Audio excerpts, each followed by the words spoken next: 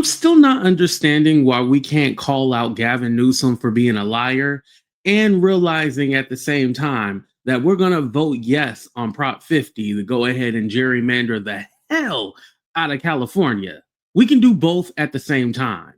Now, I remember specifically that one of the first guests that Gavin Newsom had on his podcast was Charlie Kirk because he was trying to, talk to the other side and be more right wing and try to get those voters to come back to the Democratic Party. Let me tell you something, they're not coming back. But also, I have to give Megyn Kelly her props because she called out Gavin Newsom on his hypocrisy. So we're going to go ahead and check out the clip. But first, hit that like button, subscribe to the channel, and let's get to it.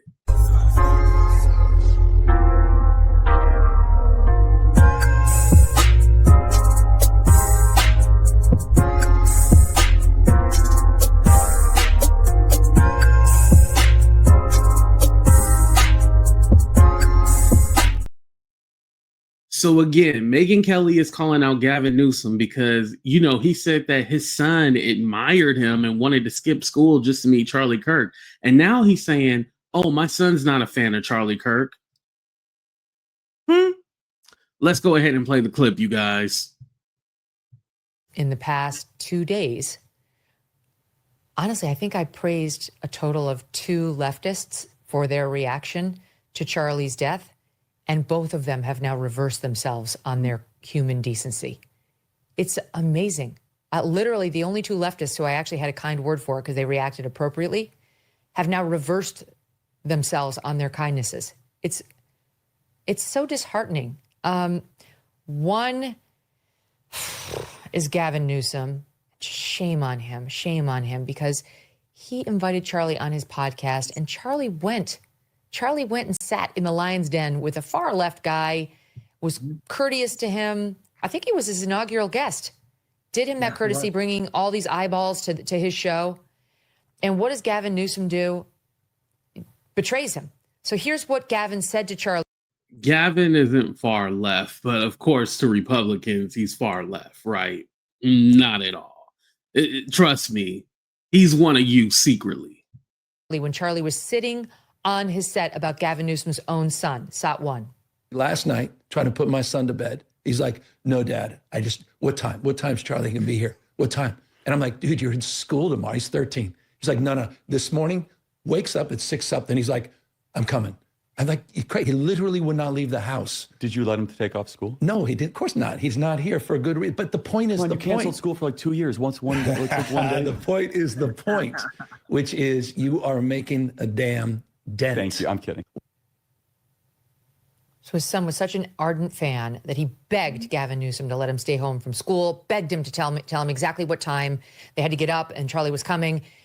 And don't forget that Gavin Newsom got so much backlash because he had, I forgot his name, but Michael, he had Steve Bannon, and his first guest was Charlie Kirk. And it seemed like he was making this right pivot to try to convince these, because the Democratic Party are having a problem with young men and men in general. And he's trying to make this pivot. But then after he got all that backlash, it seemed like he was like, okay, let me refocus. Let me recalibrate. Okay, Trump. And so, with this being said, Gavin Newsom is fake as hell.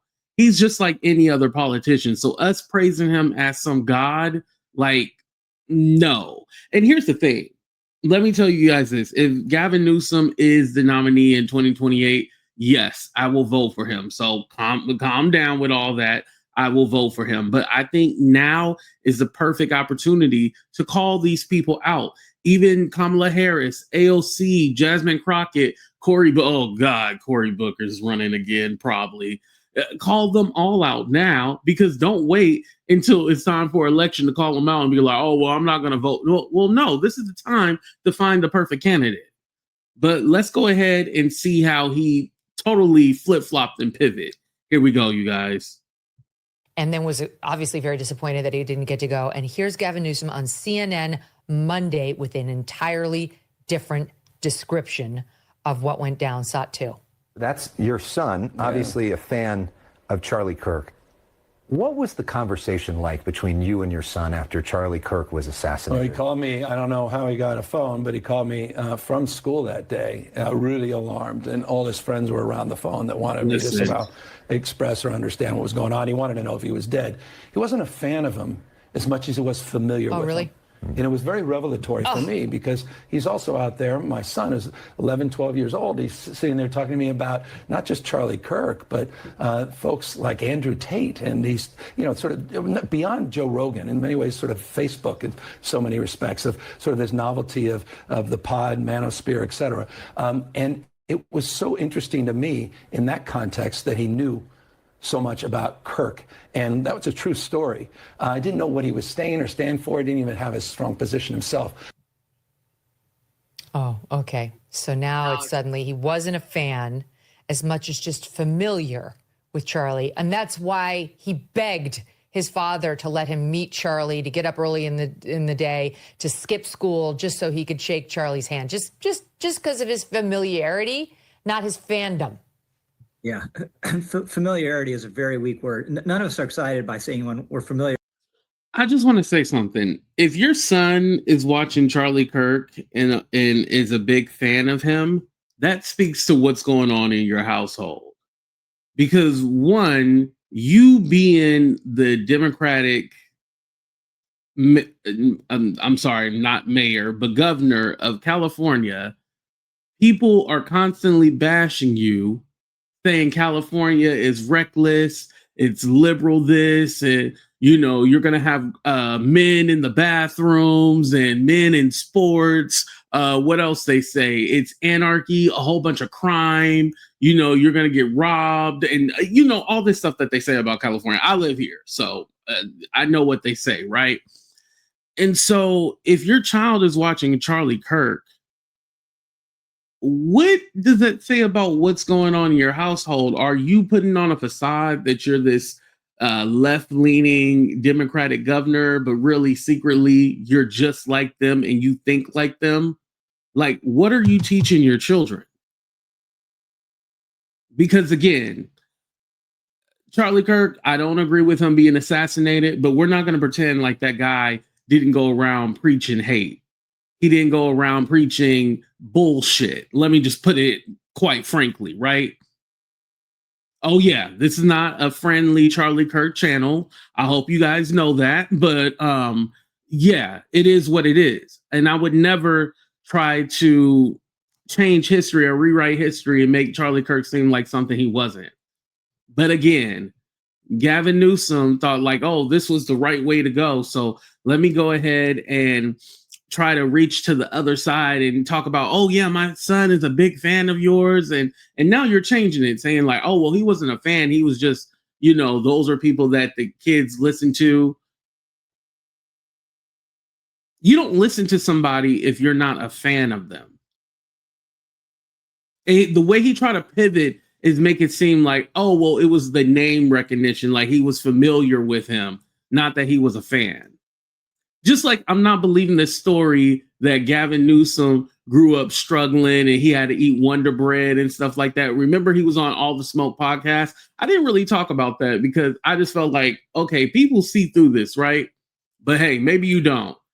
And especially considering that Nancy Pelosi is his cousin and Nancy Pelosi is worth close to $300 million. I don't believe that whole struggling. No, I don't know. Again, I don't know his parents' bank account or their situation, exactly. But yeah, going with the, oh, we were struggling. Don't forget, Hillary Clinton tried to do the whole, oh, we struggled after we left the White House. We didn't have any money. Like they told this story to try to relate to people. And if you rich, you rich. Or if you got money or you came from a middle-class family, just admit that. Like trying to pretend like you are so broke and you know what the common man doesn't. No. Like just be who you are. Donald Trump didn't come in saying that, oh yeah, I was struggling. And no, we know that he came for money. So you don't have to, for Democrats running, you don't have to pretend like you was broke and you was struggling. You can just say, hey, I came from a middle-class family or I came for money. Just be who you are. It's about the policies at the end of the day. But I don't think this is the last of flip-flop Gavin Newsom that we have seen. I can see him flipping on a lot of his positions because, again, he's a turncoat. He'll just do anything to get nominated or to win the presidency. And hey, isn't that every politician? Make sure you guys hit the like button and subscribe to the channel. And let me know what you think about all this. Possibly I could be wrong. Trust me, I love the discourse in the comments section. So I don't mind y'all challenging my ideas. That's what this show is about. I love y'all. Be safe. Deuces, everybody. We out.